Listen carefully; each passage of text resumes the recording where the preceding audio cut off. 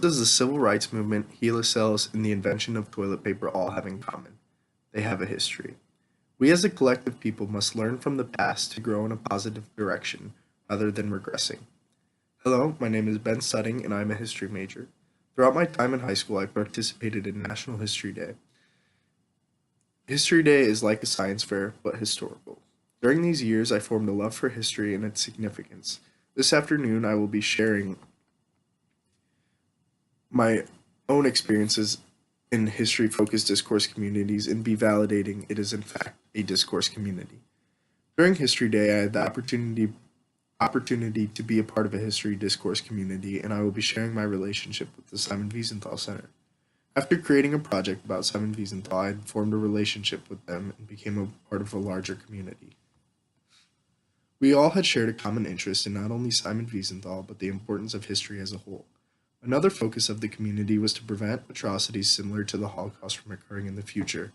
Much of the discussions done between the center were through email and phone calls because of the distance.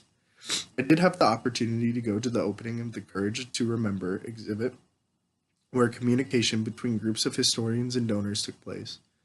Throughout all of these conversations, there was a great deal of information and knowledge being spread about the history of the Holocaust and the steps being taken to create an impact on the current climate of anti-Semitism. There are many unwritten rules when it comes to having conversations with these discourse communities. There has to be a certain understanding of the information being shared so you do not look like an idiot. If you are unable to maintain a conversation about the subject, you are no longer needed. There are numerous terms that you must be familiar with when speaking in these discourse communities. An example of one of these terms is SS, or Nazi security. Many of the conversations I had were with only several people, but all the knowledge they were sharing with me came from others that were also members from the discourse community as a whole. There are uncountable amounts of historical discourse communities. Let's look into the discourse community of the civil rights movement.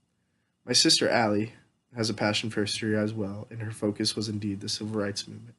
She had the opportunity to travel to Birmingham, Alabama, where she was able to meet and discuss the significance of the movement and the present-day implications as well.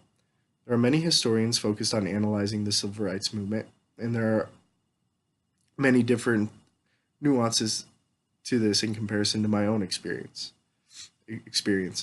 Her experience, similar to mine, is another example of a historical discourse community that she is a part of.